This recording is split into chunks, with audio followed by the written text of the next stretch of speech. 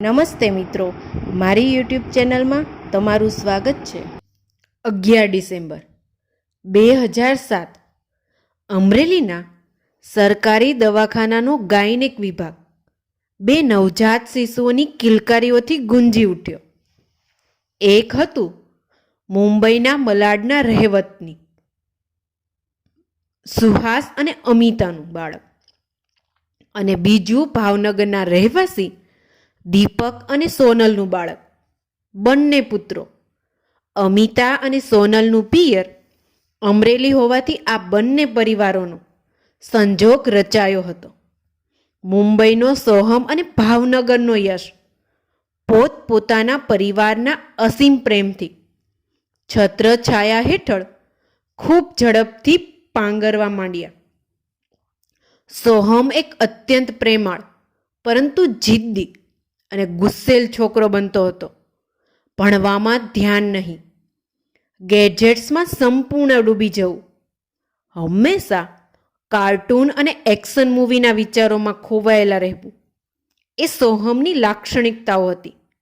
ઉપરાંત નાની નાની બાબતોમાં રડી પડવું, ક્યાં એકદમ ગુસ્સે થવું કે પછી મરવા મારવાની વાતો કરવી, એવો કંઈક એનો મિજાજ બનતો જતો હતો।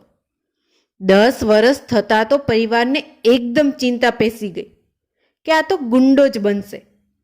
કુટુંબનું નામ રોશન કરવાની વાત તો દૂર રહી, એ નામ મિટ્ટીમાં ન મિલાવે એનું ધ્યાન રાખવું રહ્યું। મા બાપ સતત કાઉન્સેલિંગમાં અને જ્યાં ત્યાં પેરેન્ટિંગની શિબિરોમાં જવા લાગ્યા। અમિતાને એ ખ્યાલ આવી રહ્યો હતો કે પતિ પત્નીના સતત ઘર્ષણની અસર સોહમ પર થઈ રહી હતી, પણ સુહાસને એ વાત ગળે ઉતરતી નહીં, એટલે તાળાની ચાવી શોધવાને બદલે બંને જણ હથોડાથી પ્રહાર કરતા હતા। બીજી તરફ યશ એ ભણવામાં ખૂબ તેજસ્વી સાબિત થતો હતો, પરંતુ પરિવારથી અડતો રહેતો। સ્વભાવે એ ખૂબ અંતર્મુખી હતો, એટલે બધા સાથે હળવું મળવું એના માટે સહજ ન હતું। કરિયાણાના વ્યાપારી પિતાને એ ખૂંચતું હતું। ગીતકો ધંધો અને એકમાત્ર દીકરો એટલે ગાદીએ જ સંભાળે એવી મોટી મસ અપેક્ષા, પણ યશ લોકોથી વેગળો રહેતો છોકરો। ઘણા બધા મેણા ટોણા, ક્યારેક પરિવાર તરફથી અને ક્યારેક સમાજ તરફથી। એમે સમાજને અંતર્મુખી લોકો ખૂંચે છે, ખબર નહીં કેમ। મીંઢો શબ્દનો દુરુપયોગ આ અંતર્મુખી વ્યક્તિઓ માટે મોટે ભાગે થાય જ છે, અને જ્યારે મા બાપ જ આવું માનતા હોય તો સમાજ તો મેણાટોણા મારવાની રાહ જોતો હોય છે। યશની મમ્મીએ હંમેશા એની દયા આવતી, પરંતુ પતિની સામે થવા માટે હિંમત હતી જ નહીં। ક્યાંથી આવે? પૈસો જે સમાજમાં મોટો માપદંડ હોય ત્યાં કમાતી ન હોય એ સ્ત્રીને ઘરની બાબતમાં દખલ દેવાની હિંમત આવી શકતી નથી, સિવાય કે તે પોતાની જાતને પણ એટલું માન આપતી હોય અને જરૂર પડે દબંગ થવાની તાકાત રાખતી હોય। એક સંજોગ 10 વર્ષ પૂર્વે રચાયો હતો અને બીજો સંજોગ હવે રચાવાનો હતો। સોહમ અત્યંત બીમાર પડ્યો। કોઈ ન કોઈ રીતે પણ એની બીમારી સાધ્ય બનતી ન હતી। અમિતા અને સુહાસે કોઈ કસર બાકી ન છોડી, પણ દીકરાની બીમારી પકડમાં આવતી જ ન હતી। સોહમ થેલેસિયામાના રોગથી પીડાતો હતો। થેલેસેમિયા ડિટેક્ટ થયો એટલે ઉપચાર તો ચાલુ થઈ ગયો હતો। હવે સોહમના જીવનને કોઈ ખતરો તો હતો નહીં।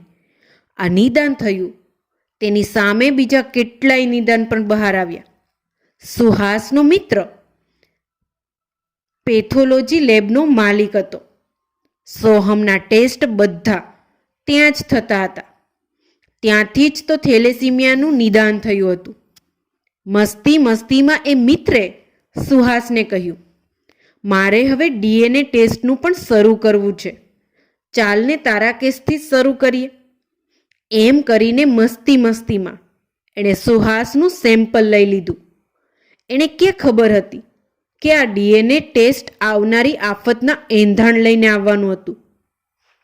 સંજોગો પણ એવા રચાયા કે જ્યારે રિપોર્ટ આવ્યો ત્યારે સુહાસ ત્યાં હતો. મજાક કરતા રિપોર્ટ જોયો. ડીએનએ ટેસ્ટનું પરિણામ નેગેટિવ આવ્યું હતું. રિપોર્ટ ખોટો છે એવું ધારીને પીજે રિપોર્ટ કરાવવા મોકલ્યો. પણ એ જ રિઝલ્ટ હવે શું બીજી 3 અલગ અલગ જગ્યાએ કરાવ્યો, પણ રિઝલ્ટ નેગેટિવનું પોઝિટિવ ન થયું. અમિતા પર તો શક પણ કેવી રીતે કરાય? મારા દિલનો ટુકડો મારું લોહી નથી એ વિચારતા જ એનું મગજ ચકરાવા લેતું જતું હતું. થોડી આક્રમકતા અને થોડી લાચારીથી સુહાસે અમિતાને વાત કરી. અમિતાનું તો હૃદય ચીરાઈ ગયું. એટલે નહીં કે સુહાસ પ્રત્યેની લોયલ્ટીનો સવાલ પેદા થયો હતો.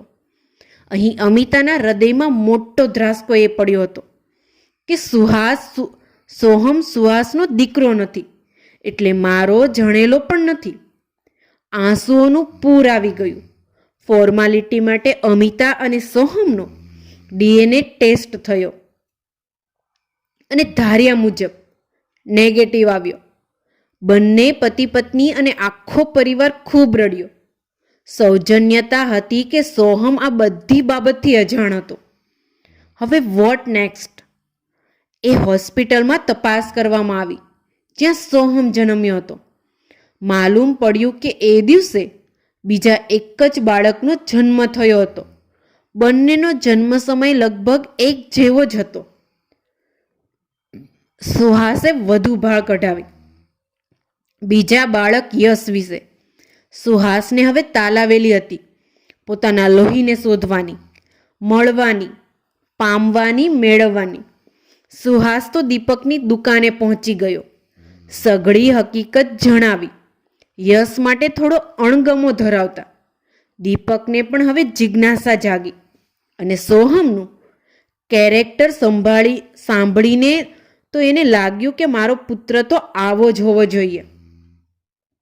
એક દુકાનદારનો દીકરો તો કાંઈક આવો જ હોય. આ બાજુ યશનું કેરેક્ટર સુહાસને પોતાના જેવું લાગ્યું. બંને પિતાઓએ ડીએનએ ટેસ્ટનો નિર્ણય કરી લીધો, પણ આ વખતે યશ અને સુહાસ એક તરફ હતા, જ્યારે બીજી તરફ સોહમ અને દીપક. નિયતિ વધુ ને વધુ વળાંકો લેતી હતી. ટેસ્ટના રિઝલ્ટ પોઝિટિવ આવ્યા હતા. કઠણ કાળજુ કરીને પણ અઘરો નિર્ણય લેવાનું આ બંને સમજદાર પિતાઓ નક્કી કરી ચૂક્યા હતા.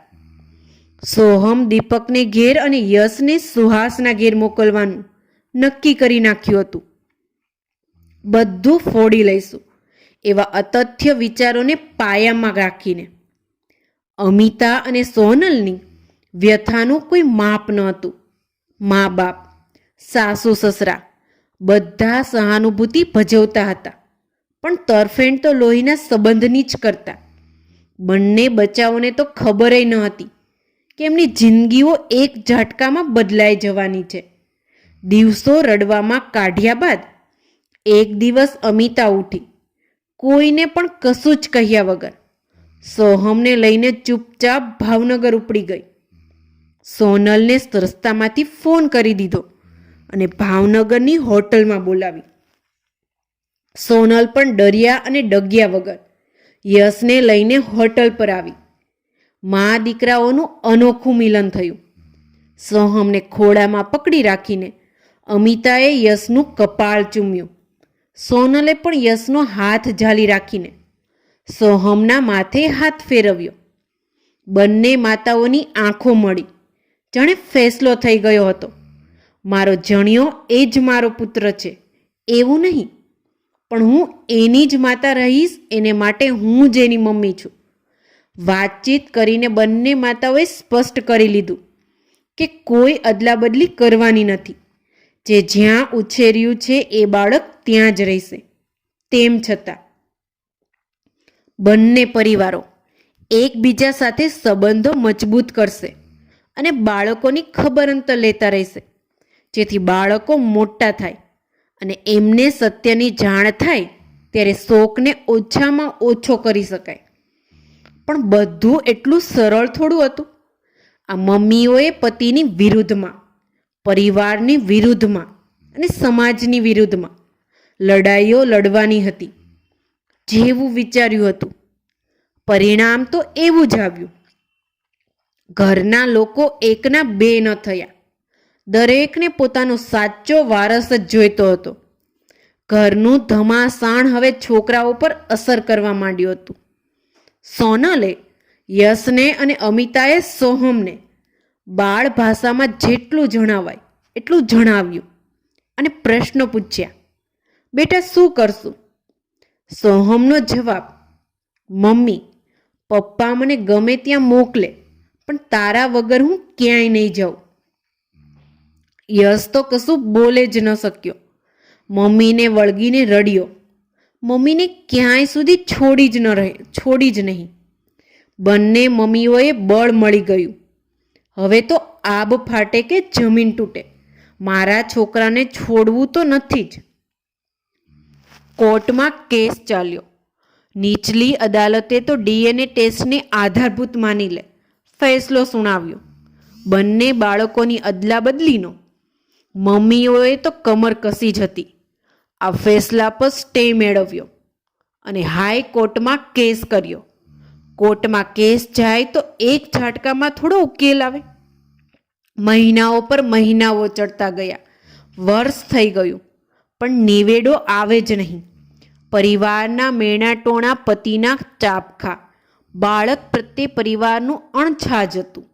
વર્તન, વારે ઘડીએ ઉપેક્ષા, એકલા પડી ગયાની લાગણી, ડિપ્રેશન, બધું જ આ મમ્મીઓ સાથે ઘટિત થઈ ગયું હતું, થઈ રહ્યું હતું. પણ આ તો માં હતી. બાળક માટે તો વાઘની સામે થઈ જાય તો પરિવાર શું ચીજ છે. કોર્ટ કેસ માટે પૈસા પણ ખૂટવા આવ્યા હતા. પણ એ દિવસ આવ્યો. એક દિવસ અમિતાએ કોર્ટમાં પૂછ્યું, જો હું સુહાસને ડિવોર્સ આપું તો મારા બાળકની કસ્ટડી કોને મળે? જવાબ આવ્યો, જો માં માનસિક રીતે સક્ષમ હોય તો માને જ મળે. પિતાએ ભરણ પોષણની વ્યવસ્થા કરવી પડે. સોનલ તરત ઊભી થઈને બોલી, જજ સાહેબ, મારે પણ છૂટાછેડા જોઈએ છે. ચોંકવવાનો વારો પરિવારનો હતો. નિવેડો તો હજી ન આવ્યો પણ કોર્ટની બહારનો સીન અકલ્પનીય બની રહ્યો. બહાર નીકળતા જ અમિતા બોલી, આજથી અમે તમારી સાથે નથી રહેવાના. તમને છૂટા છેડા જોઈતા હોય તો અરજી કરી શકો છો. આજથી અમે બંને માં અને બંને દીકરાઓ અમદાવાદમાં શિફ્ટ થઈએ છીએ. તમારે મળવા આવવું હોય તો આવી શકો, પણ શરત એટલી કે બંને બાળકોને સરખું હેત આપવાનું અને આવવું ન ફાવતું હોય તો ન આવવું.